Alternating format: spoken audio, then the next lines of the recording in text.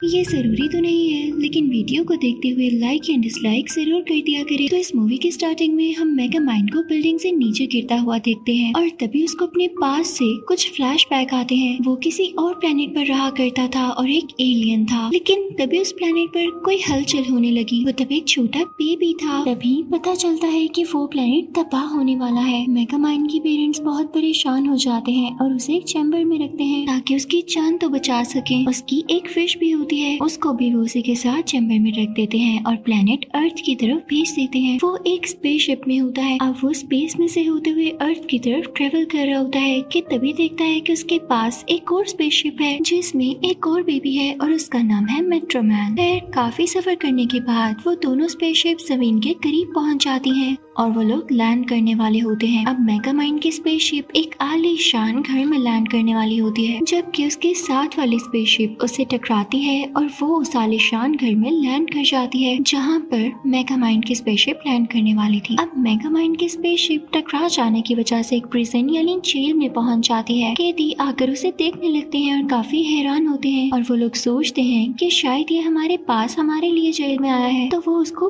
पालने का सोचते हैं और उसे सिखाने लगते हैं। वो उसे बोलना भी सिखाते हैं। कैदी उसको कुछ पिक्चर्स दिखाते हैं जो कि पुलिस और चोरों की होती हैं, यानी क्रिमिनल्स की। वो कहते हैं कि पुलिस बुरी होती है, वो कैदियों को और चोरों को बिला वजह करती है, जबकि चोरी करना तो किसी इंसान की मजबूरी होती है। पर ये बात वो उसको ठीक नहीं बता रहे थे। कुछ भी हो जाए, हमें चोरी या बुरे काम नहीं करने चाहिए। अब यहाँ परेशानी वाली बात ये होती है कि अगर मेगामाइंड को इन्हीं कैदियों ने पाला तो उसकी तरबियत अच्छी नहीं होगी। दूसरी तरफ उसी आलीशान घर में हम मेट्रोमैन को देखते हैं। उसे वो लोग काफी अच्छे से पाल रहे होते हैं और उसके काफी नखरे उठाए जाते हैं क्योंकि वो एक रिच फैमिली में जो गया था वो काफी कूल लाइफ गुजारने लगता है। इधर मेगामाइंड प्रिजनर्स के तौर तरीके ही सीख रहा होता है। एक दिन वो कुछ नंबर प्लेट्स को अटैच करके और उसके कुछ टूल्स की हेल्प से एक बाइक बनाता है और उसे जेल में ही चलाने लगता है। उसके इस तरह करने से प्रिजन टूटने लगती है और उसे काफी डैमेज होता है, जिसकी वजह से वहाँ के हेड को गुस्सा आ जाता है और वो सब मिलकर डिसाइड करते हैं कि मेगामाइंड अभी छोटा है तो क्यों ना इसका एडमिशन स्कूल में करवा दिया जाए, और ये उनका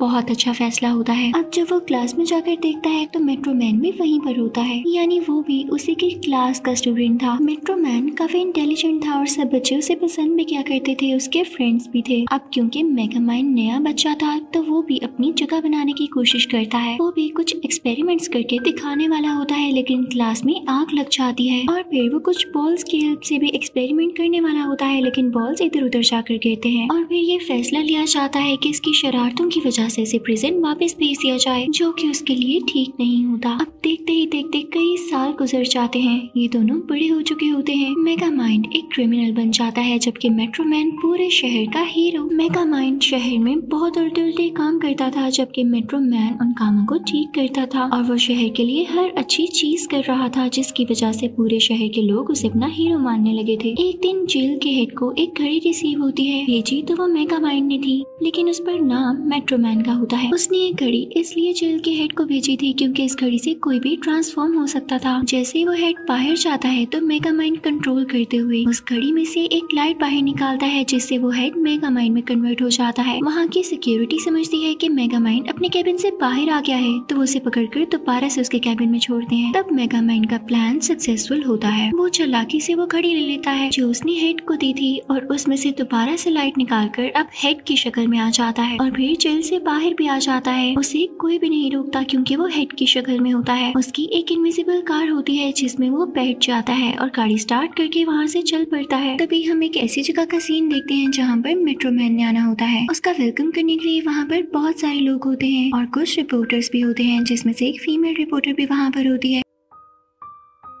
वो अपने कैमरामैन से बात कर रही होती है जो कि उसे पसंद करता है, लेकिन वहाँ पर एक और इनविजिबल कार आती है जो उस रिपोर्टर को किडनैप करके अपने साथ ले जाती है। ये मेगामाइंड की एक कार होती है। अब इस लड़की को वहाँ पर लेकर जाया जाता है जहाँ पर मेगामाइंड ने भी आना है। जल्दी वहाँ पर मेगामाइंड भी पहुँच जाता है और ये इसकी सीक्रेट प्लेस होती है। यहाँ आकर इस लड़की से कहता है कि हम यहाँ पर तुम्हें किसी पर्पस के लिए लेकर आए हैं और देखना तुम्हें यहाँ पर बचाने के लिए कोई भी नहीं आ सकेगा, इवन मेट्रोमैन भी नहीं। तो वो लड़की कहती है कि मैं बिल्कुल भी पैनिक नहीं होंगी क्योंकि मुझे तुम्हारी हर सोच का पता है। तो मेगामाइंड कहता है अच्छा तो ऐसी बात है, बताओ मैं भी तुम्हारे साथ क्या करने वाला हूँ। तो वो रिपोर्टर कहती है कि तुम अभी मुझे एलिगेटर्स में डाल दोगे, मेरे चारों तरफ एलिगेटर्स को बुला लोगे। और तभी मेगामाइंड ऐसा करने ही वाला था, उसके आसपास एलिगेटर्स भी आ जाते हैं। तो मेगामाइंड काफी हैरान होता है कि इसको कैसे पता था। और तो जब वो उसके पास मिसाइल्स करता है तो ये भी रिपोर्टर को पहले से ही पता होता है। इसके बाद मेगामाइंड कहता है अच्छा ठीक है, तुम मेट्रोमैन पर बहुत ट्रस्ट करती हो ना कि वो तुम्हें बचाने आएगा, तो ये भी टेस्ट कर लेते हैं। ये लोग उससे कांटेक्ट करते हैं और इनकी वीडियो मेट्रोमैन तक जाने लगती है। मेगामाइंड मेट्रोमैन से कहता है ये मेरे कब्जे में है, तुम इसको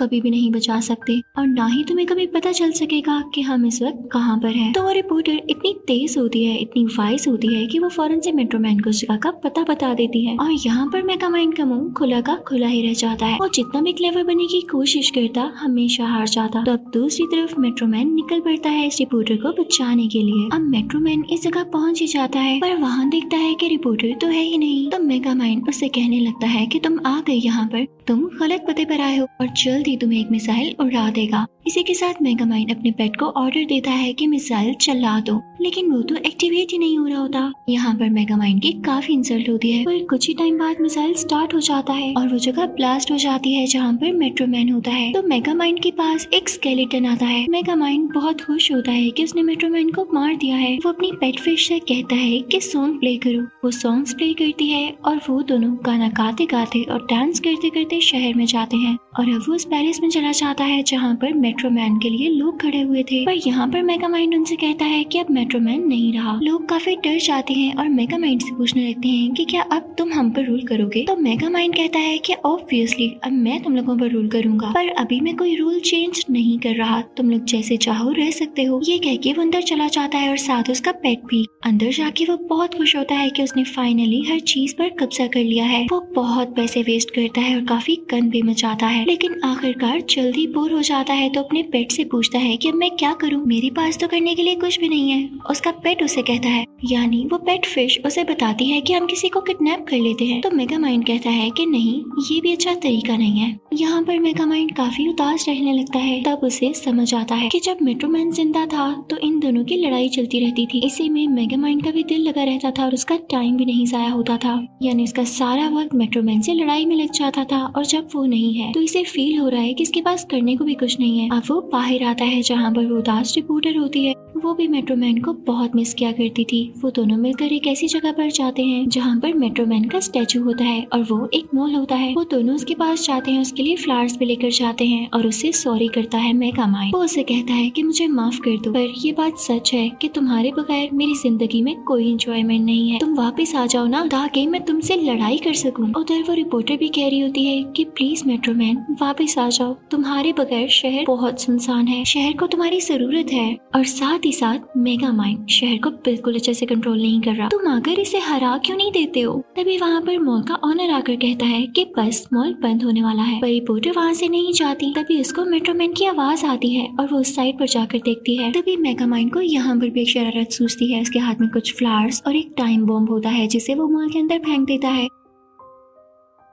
तभी वहाँ पर मॉल का ओनर आता है जो उसे कहता है मॉल बंद हो चुका है, अब तुम यहाँ से जा सकते हो। वैसे भी मैं नहीं चाहता कि ज्यादा देर तक तुम मेरे मॉल में रहो, तुमसे ज्यादा खतरनाक और फजूल का शरारती इंसान मैंने नहीं देखा। ये बात सुन के मेगामाइंड को बहुत गुस्सा आता है और वो एक डिवाइस के जरिए यानी एक डिवाइस को यूज करते हुए उसको फ्रीज कर देता है और उसको एक क्यूब में बदल लेता है। फिर इसके बाद वो उसी का रूप ले लेता है। लेकिन तभी रिपोर्टर वहाँ पर आती है। उसे मेट्रोमैन कहीं भी नहीं दिखा होता, ये सिर्फ उसका वहम होता है, यानी उसको अपने ख्याल में आवाज आई होती है। वो जब उस मॉल ओनर को देखती है जो कि असल में मेगामाइंड है, तो उसके साथ एलिवेटर के जरिए नीचे चली जाती है और उससे मेट्रोमैन की बातें करने लगती है। तो वो और भी ज्यादा उदास हो जाता है। तो रिपोर्टर उसे कंसोल करती है। अब मेगामाइंड को पता था कि उसने बॉम्ब गिरा दिया है, जल्दी वो ब्लास्ट कर जाएगा। तो वो रिपोर्टर से कहता है कि तुम फौरन से यहाँ से निकल जाओ, ओके गुड बाय। रिपोर्टर के जाते ही मॉल में ब्लास्ट हो जाता है। लकीली मेगामाइंड भी बाहर होता है, लेकिन उस पर सारा कंक्रीट आकर गिरने लगता है और अब वो वहाँ से अपनी सीक्रेट प्लेस पर आ जाता है। वहाँ पर उसे एक आइडिया आता है कि क्यों ना एक और सुपर हीरो बनाया जाए और फिर मैं उसी से लड़ाई करूँ, या हो सकता है कि वो इतना सुपर बन जाए कि मेरे हर काम में मदद कर सके। उसका एक्सपेरिमेंट सक्सेसफुल हो ही जाता है। वो मेट्रो मैन के डैंड्रफ का एक फ्लेक लेता है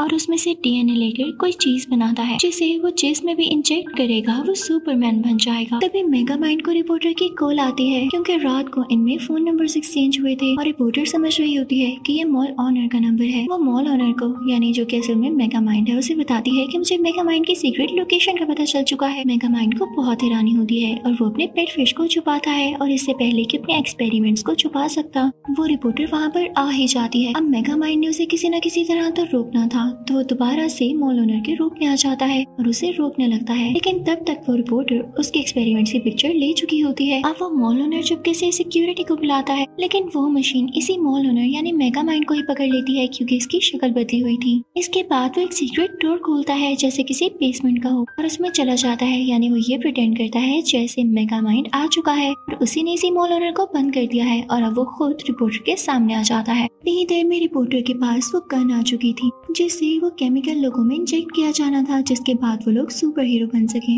मेगा माइंड उससे वो लेने की कोशिश करता है, लेकिन इन सब में उनसे वो गन चल जाती है। रिपोर्टर का साथी भी बाहर खड़ा होता है और वो इंजेक्शन टकराते टकराते उस पर जाकर लगता है, यानी अब वो सुपर हीरो बन जाएगा। आगे जाकर देखते हैं। अब यहाँ पर वो रिपोर्टर इस जगह से बाहर जाने वाली होती है, लेकिन गलत दरवाजा खोल देती है और एक ऐसी गहरी जगह में गिरने वाली होती है जहाँ पर काफी ढेर सारे एलिगेटर्स होते हैं। तो मेगा माइंड, जो कि मॉल ओनर के रूप में होता है, उसे ऊपर खींच लेता है, लेकिन जैसे ही वो दोनों यहाँ से बाहर आते हैं तो मेगा माइंड की अपनी मशीन ही उन दोनों के पीछे लग जाती है क्योंकि मेगा माइंड अभी तक मॉल ओनर के रूप में था। तो वो रिपोर्टर उसे एक एक्सप्लोसिव देती है और कहती है कि इस मशीन की तरफ फेंक दो, ये मेगा माइंड की डेंजरस मशीन है और इसे डिस्ट्रॉय करना बहुत जरूरी है। मेगा माइंड को ना चाहते हुए भी वो एक्सप्लोसिव अपनी ही मशीन की तरफ फेंकना पड़ता है। अब जैसे ही वो दोनों इस बिल्डिंग से बाहर आते हैं तो बिल्डिंग में ब्लास्ट हो जाता है और सब कुछ तबाह हो जाता है। बाहर आते ही वो रिपोर्टर मेगा माइंड, यानी वो अपनी तरफ से उस मॉल ओनर को समझ रही थी, उसे गले लगाती है। मेगा माइंड को सब बहुत अच्छा लगता है क्योंकि आज तक उसे किसी ने गले नहीं लगाया था। उसके बाद वो अपनी गाड़ी में बैठ जाता है, उसके पास उसकी पेट फिश भी होती है। इसके बाद वो कैमरामैन यानी उस रिपोर्टर का साथी अपने घर चला जाता है। मेगा माइंड और उसकी फिश भी उसके घर जाते हैं। वो आदमी यानी कैमरामैन मेगा माइंड को देख के डर जाता है, तो मेगा माइंड का पेट उसके सर पर कोई चीज मारकर उसे बेहोश कर देता है और मेगा माइंड फौरन से खुद का रूप एक बूढ़े की शक्ल में बदल देता है। और जब सामने वाले कैमरामैन को होश आती है तो वो देखता है कि इसके सामने काफी मॉडर्न बूढ़ा है। तो मेगा माइंड उसे कहता है कि मैं दूसरे प्लेनेट से आया हूँ तुम्हें सुपर हीरो बनाने के लिए। अपनी बॉडी देखो ट्रांसफॉर्म हो चुकी है, तुम्हें पावर्स भी आ चुकी हैं और अब तुम मेगा माइंड से लड़ोगे। कैमरामैन जब खुद को नोटिस करता है तो बहुत खुश होता है क्योंकि वाकई उसकी बॉडी भी स्ट्रॉन्ग बन चुकी थी और वो अंदर से भी स्ट्रॉन्ग फील कर रहा था। अब मेगा माइंड उससे मिलता है और उन दोनों में फाइटिंग शुरू हो जाती है। साथ ही साथ मेगा माइंड उसे इनडायरेक्टली ट्रेनिंग भी दे रहा होता है और अब मेगा माइंड खुश होता है कि दोबारा से उसकी जिंदगी में ट्विस्ट आया है।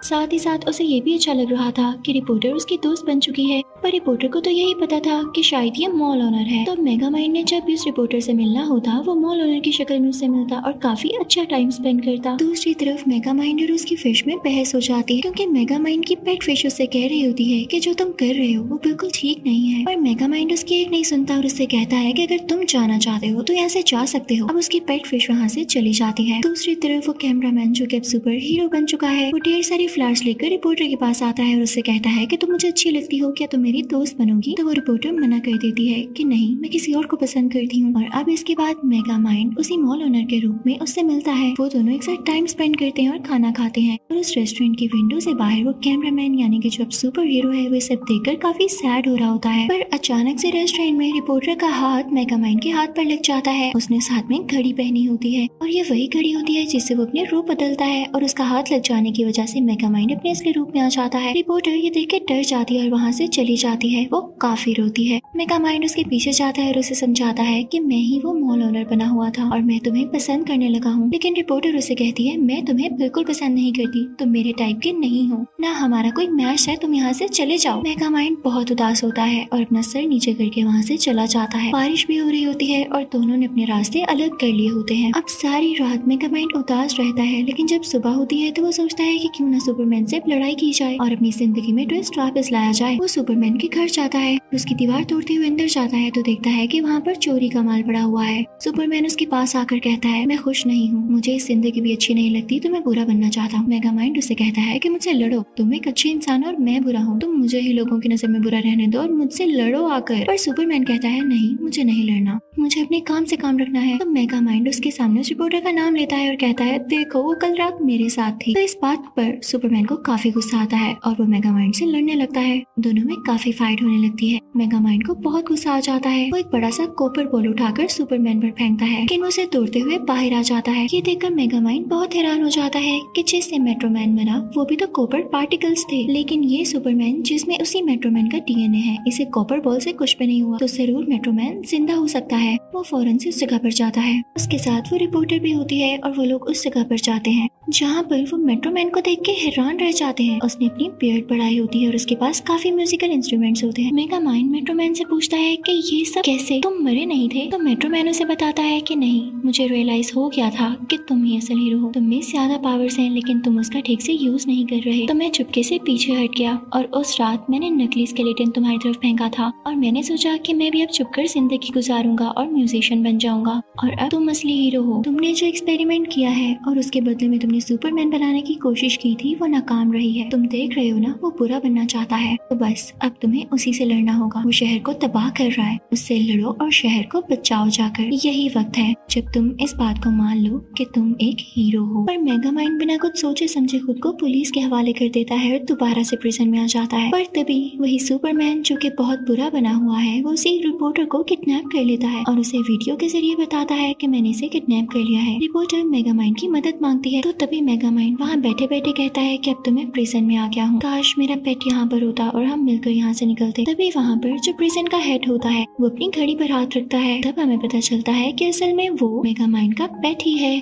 जिसने पुलिस का रूप लिया हुआ था, यानी उस प्रिजन के हेड का। और जब उसने ये देखा कि मेगामाइंड मुझे याद कर रहा है तो अपने असली रूप में आ गया मेगामाइंड की मदद करने के लिए। अब ये दोनों प्रिजन से बाहर आते हैं ताकि उस रिपोर्टर को बचा सके और उस आदमी को हरा सके जो कि सुपरमैन के नाम पर बुरा बना हुआ है और दुनिया को तबाह करने वाला है। जैसे ही मेगामाइंड और उसका पेट वहाँ पर पहुँचते हैं तो सुपरमैन उनसे लड़ने लगता है, लेकिन मेगामाइंड ने अपना एक रेप्लिका बनाया होता है जिससे वो सुपरमैन जैसा दिखने वाला विलन कंफ्यूज होने लगता है। तभी मेगामाइंड अपनी कार से एक ऐसी गन लाता है कि अगर उससे किसी सुपरमैन को शूट किया जाए तो उसकी पावर डिफ्यूज हो जाएगी, यानी वापस चली जाएगी। फौरन से सुपरमैन के सामने जाता है और उस पर वो शूट कर देता है, जिसके बाद उसकी पावर डिफ्यूज हो जाती है और वो एक नॉर्मल कैमरामैन में वापस आ जाता है। पर इस सब में मेगामाइंड के फिश का टैंक का शीशा भी टूट चुका था, लेकिन इससे पहले कि वो फिश तड़प तड़प कर मरती, मेगामाइंड उसे पानी में डाल देता है। रिपोर्टर उसके गले लग जाती है और उसे थैंक्स कहती है। यहाँ पर दोनों एक दूसरे से कन्फेस करते हैं कि वो एक दूसरे को पसंद करते हैं। अब इनके सामने बाकी सारे लोग भी होते हैं। जब शहर के लोगों ने अपनी आंखों के सामने देख लिया होता है कि इनको बचाने वाला आज मेगामाइंड ही है, तो वो सब भी उसको शुक्रिया कहते हैं। अब इन सब में बॉन्डिंग बहुत अच्छी हो जाती है। मेगामाइंड सोच लेता है कि अब से वो लोगों की मदद करेगा और इनका ख्याल रखेगा। तो इसी के साथ इस मूवी की एंडिंग यहीं पर होती है। Thank you for watching.